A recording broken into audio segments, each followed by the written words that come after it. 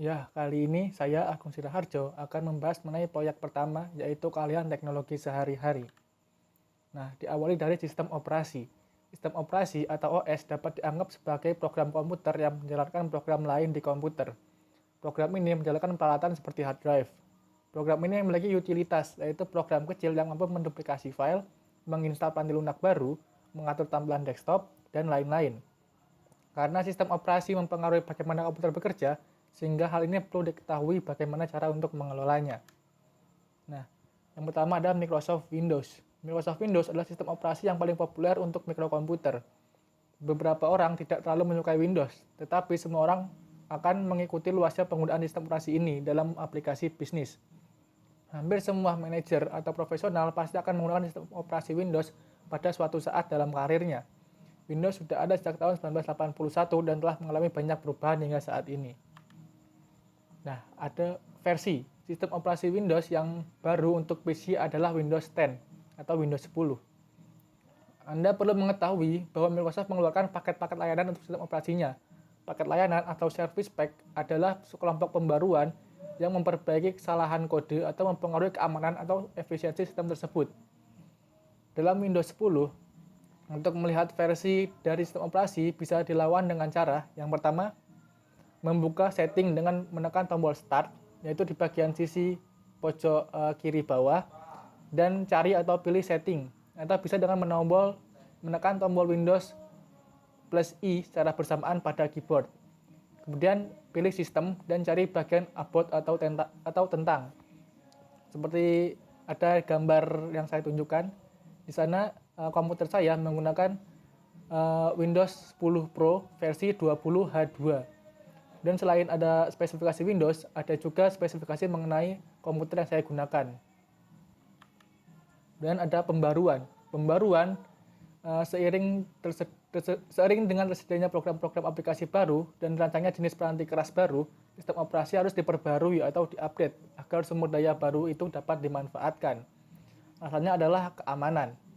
Nah, di Windows, Anda bisa mendapatkan pembaruan melalui Windows Update. Caranya hampir sama dengan melihat versi Windows yang sebelumnya saya bahas, hanya setelah masuk pada setting, kemudian pilih bagian Update dan Security. Tampilannya seperti gambar di bawah itu. Nah, sistem operasi lain. Microsoft bukanlah satu-satunya vendor yang menawarkan sistem operasi untuk mikrokomputer. Apple membuat Mac OS X atau 10 juga. Selain itu, dapat menggunakan sistem operasi Unix. Unix adalah sebuah sistem open source yang memiliki sistem tersebut bebas untuk diduplikasi, digunakan, dan diperbaiki oleh siapa saja.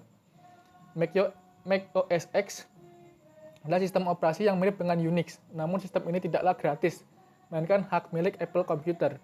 Linux, varian lain dari Unix yang populer, tersedia secara cuma-cuma dan semua orang dapat menggunakannya tanpa membayar biaya apapun. Dan ada piranti lunak aplikasi.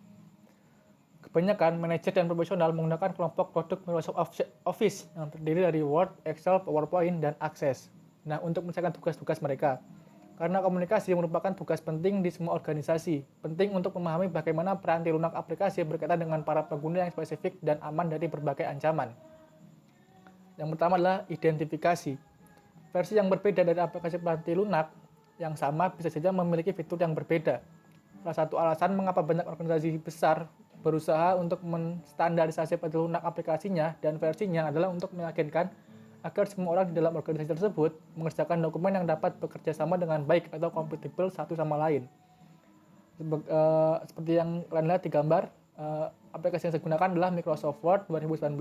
Itu ada kode update-nya yaitu 16 sekian. Dan pembaruan. Kebanyakan pembuat aplikasi akan meningkatkan efisiensi operasional aplikasi tersebut. Beberapa dari pembaruan ini dapat memecahkan masalah-masalah keamanan. Namun, tidak sering juga pembaruan keamanan untuk sistem operasi. Kebanyakan orang tidak akan memperbaruinya. Mereka akan mengandalkan pembaruan sistem operasi untuk mengatasi masalah-masalah keamanan. Melacak perubahan. Banyak manajer dan profesional bekerja dalam tim virtual di kantor yang berbeda pada zona waktu yang berbeda. Dan mereka akan saling bertukar dokumen yang menggambarkan kinerja tim. Penting untuk mengetahui anggota tim mana yang membuat perubahan pada waktu kapan. Pada Microsoft Word 2019 yang saya gunakan, untuk melihatnya cukup buka bagian review, dan pada menu bar, klik track change untuk aktif atau menaktifkan melacak perubahan. Dan ada pelindungan kata sandi. Para manajer seringkali menyertakan sebuah lembar kerja atau dokumen pada sebuah email. Karena sering ditarget oleh hacker, manajer mungkin perlu menambahkan proteksi kata sandi pada lembar kerja mereka. Kata sandi dapat diberitahukan kepada rekan kerja mereka melalui telepon atau dengan cara lain. Dengan cara ini, meskipun dokumen tersebut salah kirim atau dicuri, akan sangat sulit bagi orang tersebut untuk melihat atau membuka lembar kerja tersebut. Nah, virus dan spyware. Virus dan spyware merupakan masalah yang serius. Spyware tidak akan bersifat berbahaya karena tidak dikirimkan ke komputer. Sebaliknya, virus akan menghancurkan atau mencuri informasi pada komputer Anda. Hampir setiap komputer yang mengakses internet memiliki sejumlah spyware. Terlalu banyak aplikasi spyware pada komputer dapat memperlambat kecepatan dan kinerjanya. Ancaman dan hoaks. Organisasi-organisasi yang ternama berusaha keras untuk menjaga agar virus tidak tersebar dari situs web mereka. Organisasi yang legal tidak akan mengirimkan link yang menanyakan informasi akun atau kata sandi Anda.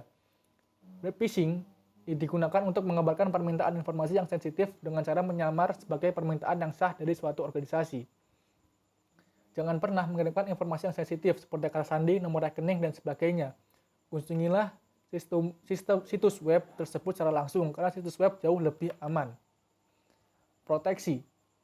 Tidak ada alasan untuk tidak memasang antivirus dan anti-spyware pada komputer Anda. Virus dan spyware di komputer dapat dengan cepat menyebar melalui jaringan di tempat kerja atau di sekolah. Nah, terdapat dua jenis proteksi, yaitu komersial. Yang adalah proteksi komersial. Produk ini dibeli terbatas, misalnya dengan membayar biaya tahunan, dan pembaruan dalam jangka waktu tersebut dimasukkan dalam biaya pembelian. Dan ada proteksi gratis. Nah, versi gratis panel lunak ini amat baik untuk mendeteksi dan menghapus virus yang ada. Kemudian email. Email amat mudah digunakan, sehingga kebanyakan orang tidak terlalu memberikan betapa pentingnya aplikasi ini. Amat penting untuk komunikasi bisnis, hanya sedikit pengguna yang memanfaatkan semua fitur aplikasi mereka, sehingga mereka tidak menggunakan seluruh potensi yang ada. Implikasinya di tempat kerja. Hampir semua yang pernah Anda kirimkan mungkin tersimpan di suatu tempat, melewati banyak server pada perjalanannya dari pengirim ke penerima, dan sebagian besar dari server ini dibuat cadangannya berulang kali, sehingga menyimpan catatan komunikasi Anda yang panjang. Ini merupakan suatu alasan mengapa jaringan dapat diandalkan, karena jaringan memiliki cadangan sehingga dapat cepat pulih dari masalah dan mengirimkan ulang komunikasi yang hilang. Nah, etiket email di tempat kerja. Yang pertama adalah hati-hati dalam menggunakan fitur email reply all. Kebanyakan aplikasi memungkinkan si pengirim untuk mengirimkan pesan ke alamat yang tidak ditampilkan baik di kotak to maupun from. Nah, ketika Anda reply, hanya si pengirim yang akan menerima pesan tersebut. Namun dengan reply all, si pengirim, semua penerima, dan para penerima salinan tembusan akan menerima email tersebut. Dan jangan mengirimkan email terlalu panjang. Nah, jika Anda memiliki email yang panjang, buatlah dokumen dan lampirkanlah dokumen tersebut ke dalam email. Akun email pribadi. Kebanyakan orang berpikir bahwa jika mereka menggunakan email pribadi pada komputer mereka di tempat kerja, maka yang mereka kirimkan dan terima akan bersifat pribadi. Hal ini adalah salah. Jika Anda menggunakan sumber daya organisasi, maka organisasi tersebut berhak untuk mengawasinya. Email pribadi sebaiknya dikirimkan melalui komputer yang Anda beli, menggunakan peranti lunak yang Anda beli, dan jaringan yang Anda bayar. Dan ya, sekian yang saya jelaskan pada proyek 1 ini. Terima kasih, sampai jumpa lagi.